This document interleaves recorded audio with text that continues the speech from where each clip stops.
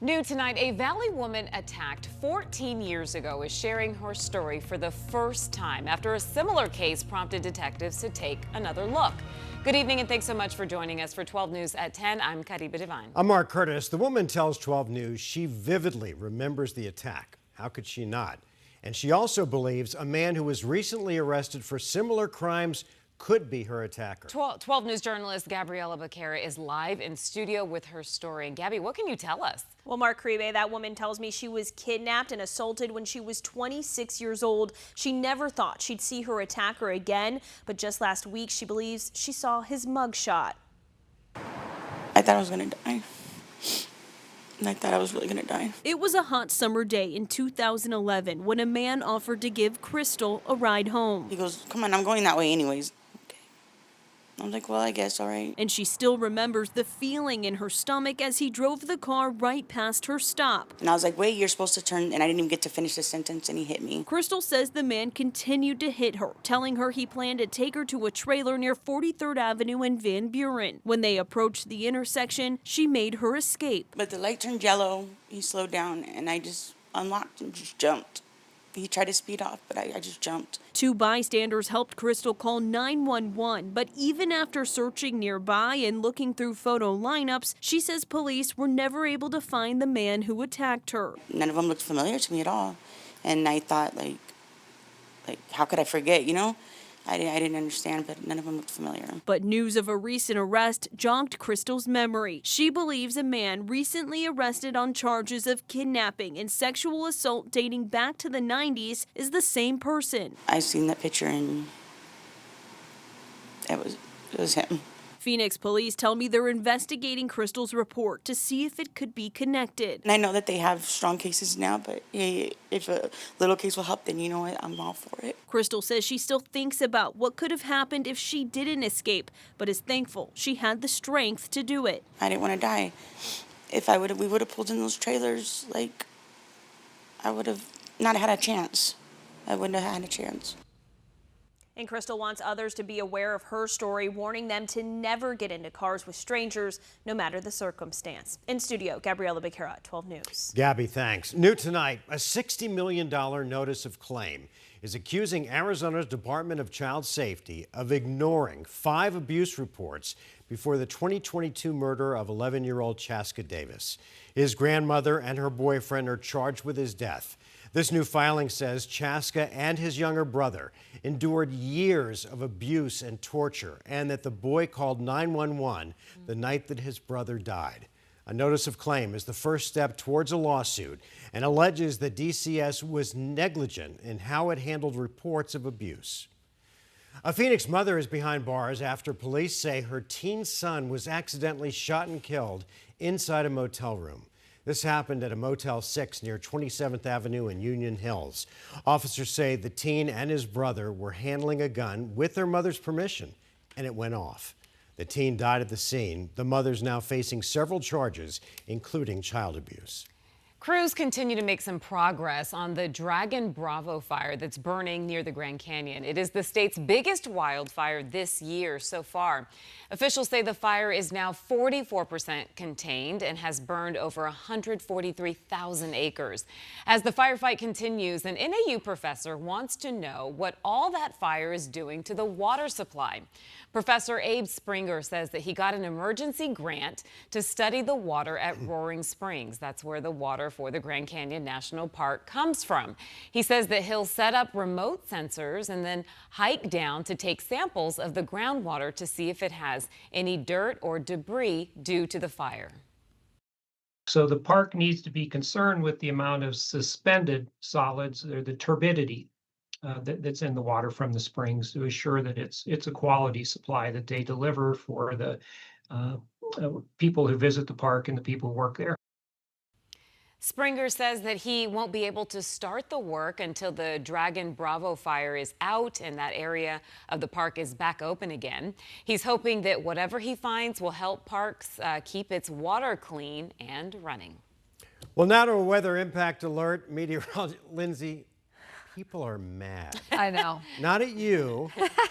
I'm just the messenger. Hopefully not at me. We are connected at the hip. Yes. But they're just tired of this heat. I know. We've been under an extreme heat warning since 10 a.m. on August 1st. So the entire month of August so far, we've been under this warning, and it will finally come to an end late tomorrow evening. So tomorrow is our last afternoon. We're going to get a little bit of a break, but unfortunately, there are some signs that we could see more extreme heat building later in the month. So tomorrow we're headed for 112 for the high. Notice how temperatures then do start to come down. 105 is the average. That'll be the high on Friday. But with these temperatures going closer to average, the humidity is going to be on the rise. So it's still going to feel rather uncomfortable, even though we are going to get a break. So the extreme heat warning continues. Highs around the valley tomorrow, 109 in Gilbert, 110 in Chandler and Buckeye, and 111 in Levine, as well as Avondale. It's going to be bright and sunny. There is no threat for storms. It's going to be another morning with low temperatures in the 90s and then just going up from there. We are tracking some also additional storm chances later in the week coming up in my weather impact forecast. Mark? Linz, thanks. Residents of a historic Phoenix neighborhood are raising red flags about a new state law. It changes zoning rules for single-family lots within a mile of downtown Phoenix. Tonight, the city held a public meeting to hear concerns about the law. It allows duplexes, triplexes, and even fourplexes to be built on any lot that's zoned for a single-family home. The law doesn't have an exemption for historic districts, including Willow. Tonight, we heard from residents who both hate and like the new rule. Developers are going to come in and purchase a house, a historic home that's a contributing property with the intent of later being able to tear it down to build their whatever they're going to build, the duplex, triplex, or the quadplex. Empathize with the need of building affordable housing.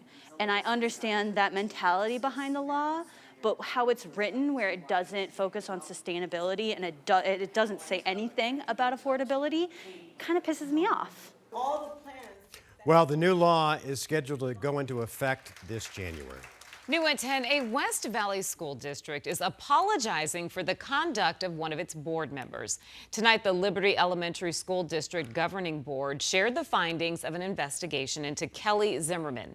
The Ledbetter law firm says that their probe found evidence of a pattern of unprofessional conduct during meetings, including being hostile to school district employees. The report goes on to say that there was clear evidence of a lack of professionalism. Zimmerman released a statement last week apologizing and also had this to say during tonight's board meeting. While I have several differences of opinion with the board president and board members who wanted to move forward with this action against me, my attention has never wavered from the work this board should be doing for students and families of this district. I will continue to ask the hard questions because I was elected to do so. Zimmerman was elected last November during a period of turmoil within the school board, joining amid changes to the board president and superintendent roles. As families get into the swing of a new school year, mental health experts are now saying now might be the perfect time for parents to sit down and talk to your kids about their cell phone habits. That's because a new cell phone ban is about to go into effect in classrooms across the state. And that can cause cell phone withdrawal symptoms. It's a real thing. 12 News journalist Joe Dana explains. A teen addiction center providing treatment for cell phones? Not My Kid in Scottsdale is not kidding around when it comes to the impacts smartphones have on tweens and teens. When we see teens get their cell phone taken away, they go through withdrawals and they have that same sort of panic. So it is something that we're kind of putting in that same category. The nonprofit treats about 400 kids each year through counseling and drug treatment and makes contact with tens of thousands more through education. Cell phone addiction is not an actual diagnosis, but Not My Kid says the impact to behavior is similar. Governor Katie Hobbs held a ceremonial bill signing last week on cell phone bans in schools. Now that it's state law, what do you think the impact might be? In the long term, I know the teens that we work with, they can look back. Whenever they look back, they can see that it was actually really helpful. Not My Kid Sarah Grotto says parents can use the ban to open up a conversation about how cell phones affect them. Ask the kid, what do you think about it? And you know, really listen. Not My Kid gives 4 tips to parents when it comes to cell phones. First, wait till 8th. Don't let them have a phone of any kind until at least 8th grade. Second, when you do give your kid a phone, there's dumb phones is what we call them, where they don't have internet, where the teen just is able to call or text. third, when your teen gets a smartphone, they recommend you install the Bark Monitor app. It tracks texts, social media, and apps on your teen's phone. Finally, have phone-free zones. Maybe it's the dinner table, or maybe it's just like a day, Saturday or Sunday, where as a family we want to not allow phones. We have more on this story and a list of apps that law enforcement warns parents about. You can go to this story right now at 12news.com. Joe Dana, 12 News. All right, Joe, thank you.